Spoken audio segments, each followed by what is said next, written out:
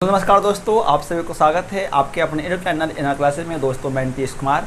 दोस्तों हम सब यहाँ पर लेकर आए हैं पार्ट 3 पुष्पीय पौधों में लैंगिक जनन का। ठीक है, हम आपको बता चुके हैं क्या दोस्तों कि क्लास 12 के बायोलॉजी का पूरे चैप्टर का हम सब वो सवाल देंगे दोस्तों जो सवाल सब बोर्ड में अक्सर आता है। ठीक है, तो हम अभी तक अध्याय 2 शुरू किए हैं और अध्याय 2 में क्या पढ़ना है आपको, तो अध्याय 2 में पढ़ना है पुष्पीय पौधों के लैंगिक जनन के बारे में। पुष्पीय पौधों में लैंगिक जनन है ना का यह वीडियो तीसरा होगा, क्योंकि हमने अभी तक पार्ट 1 और पार्ट 2 में सवाल 1, सवाल 2 और सवाल 3 करा चुके हैं दोस्तों।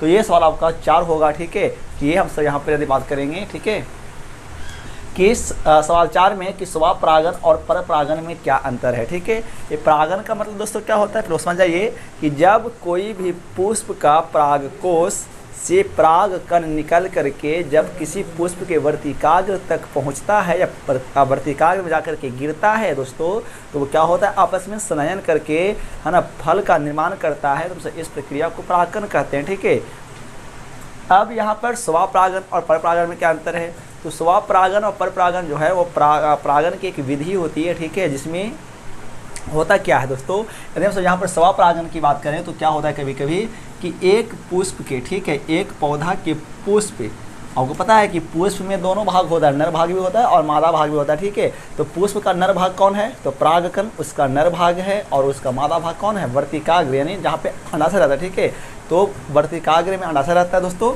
तो क्या होता है कि यदि एक ही पौधा के पुष्प के है ना परागकण निकल करके उसी पुष्प के वर्तिकाग्र या उसी पौधा के दूसरे पुष्प में जा करके परागकण जब गिर जाता है या मिल जाता है दोस्तों, तो इस क्रिया को क्या कहते हैं, स्वपरागन कहते हैं। और जबकि परपरागन क्या है दोस्तों, तो एक पौधा का पुष्प का परागकण दूसरे पौधा के पुष्प के वर्तिकाग्र में जाकर के मिलता है, तो हम सब इस क्रिया को दोस्तों क्या कहते हैं, तो हम सब इस क्रिया को परपरागन कहते हैं। ठीक है, अब स्वपरागन और परपरागन का जब देखें डिफिनेशन तो लिख सकते हैं दोस्तों किस प्रकार से, तो आइए स्वपरागन के दोस्तों हम बात करें तो क्या कहता है कि जब किसी एक पौधा के पुष्प का परागकण उसी पुष्प के या उसी पौधा के दूसरे पुष्प के वर्तिकाग्र में जाकर गिरना ही है ना स्वपरागन कहलाता है। ठीक है, यानी जब किसी एक पौधा के पुष्प का परागकण उसी पुष्प के वर्तिकाग्र या उसी पौधा के दूसरे पुष्प के वर्तिकाग्र में जाकर गिर जाती है, जाकर मिल जाती है दोस्तों, तो हम सब परागकण की इस प्रक्रिया को क्या कहते हैं, तो स्वपरागन कहते हैं।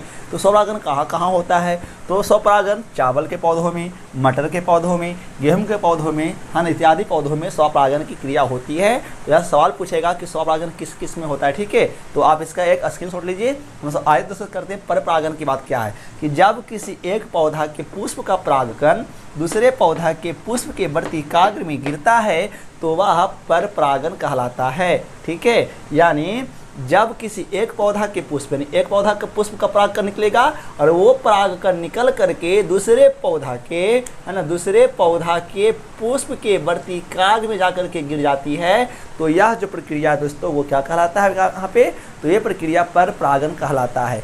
अब परपरागन होता कहाँ है, तो जैसे मक्का है, ठीक है, मक्का इत्यादि पौधों में हमेशा परपरागन की क्रिया होती है, जबकि चावल हो, मटर, गेहूं इत्यादि ये सभी पौधों में दोस्तों स्वपरागन की क्रिया होती है। ठीक है, ये सवाल बहुत इंपॉर्टेंट था, स्वपरागन और परपरागन में क्या अंतर है। तो दोस्तों आप इसका स्क्रीनशॉट लीजिए और वीडियो अच्छा लगे तो अपने मित्रों को शेयर कीजिए और चैनल दोस्तों जुड़े रहिए। तब तक के लिए दोस्तों नमस्कार, अगले वीडियो में इसी प्रकार से और भी सारे चैप्टरों का सवाल दोस्तों देते रहेंगे। ठीक है, पार्ट 1 पार्ट 2 कर करके दोस्तों, तो आप अपने मित्रों को शेयर कीजिए। तब तक दोस्तों नमस्कार, मिलते हैं अगले वीडियो में। थैंक्स फॉर वाचिंग, जुड़े रहिए इनर क्लास के साथ दोस्तों। और यहाँ पर दोस्तों हम क्लास 10th का भी पढ़ा रहे हैं, त्रिकोणमिति जिसमें मैंने पार्ट 1 देखा था दोस्तों। ठीक है, बाकी हम सब दोस्तों यहाँ पर देते रहेंगे। हमने क्या सोचा दोस्तों कि पुष्पीय पौधों के लैंगिक जनन को खत्म कर देंगे, तो फिर हम शुरू करेंगे क्लास 10th का मैथ्यू का। हम जो भी पार्ट शुरू करेंगे दोस्तों पहले उसको खत्म करेंगे एक बार। ठीक है, चाहे वो 10th की हो चाहे वो क्लास 12th की हो, तभी जाकर दोस्तों कोई दूसरे चैप्टर को शुरू करेंगे दोस्तों। ठीक है, तो नमस्कार, मिलते हैं अगले वीडियो में, तब तक नमस्कार।